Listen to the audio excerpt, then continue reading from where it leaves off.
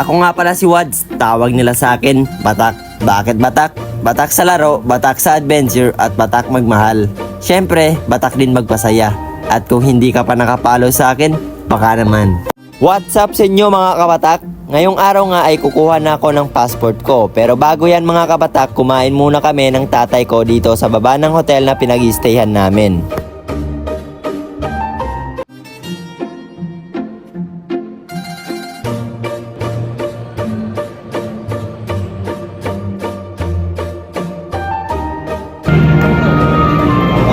Kain muna.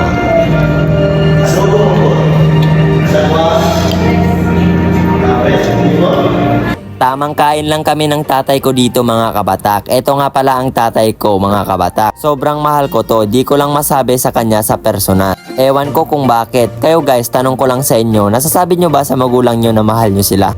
Or nahihiya din kayo kagaya ko? Comment nga kayo guys, gusto ko lang malaman eh. Tapos na nga kami kumain dito, sumakay na kami ng Piaggio. Papunta na kami ngayon sa DFA mga kabatak. Nasa loob na nga ako ng office ng DFA mga kabatak, kung saan dito ako kukuha ng passport ko. At kung makikita nyo mga kabatak, sobrang daming tao dito, pero okay lang yan, malamig naman yung aircon dito sa loob. Hahay! Medyo matagal pa nga ako dito mga kabatak, kaya naisipan ko muna maglaro ng ML. Akala ko dati mga kabatak, sobrang hirap kumuha ng passport, ay hindi pala, nagkakamali ako ng akala. Mahirap lang pala pag wala kang pera. Ayun, hindi ka talaga makakuha ng passport pag wala kang pera. Kaya kailangan mo muna ng pera.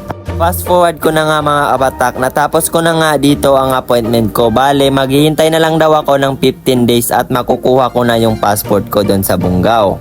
At dahil nga nagutom kami ng tatay ko dito mga kabatak, kaya kumain muna kami dito sa Mang Inasal. Kumain na nga kami dito ng tatay ko mga kabatak. Pagkatapos ko nga kumain dito mga kabatak, nakita ko tong kaibigan ko. Eto siya guys, nag-iisang kumain dito. Hey, nakita kami kandiling guys. Shoutout kandiling. Shoutout ka, Jong! Kansap ko buyak, nangina sa isa na solo. Naka 3 rice na. Doble-doble pa! Yan na.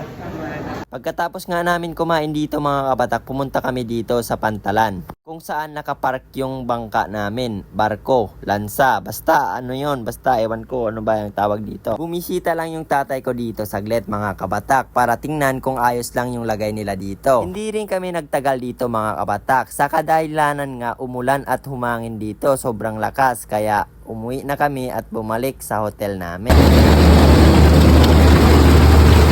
Hanggang dito muna guys yung vlog ko. Salamat sa inyong panonood. I love you all guys. Meron na nga pala akong bagong outro at ito yon mga kabatak. Kabatak nga pala nangangarap na baka sumikat.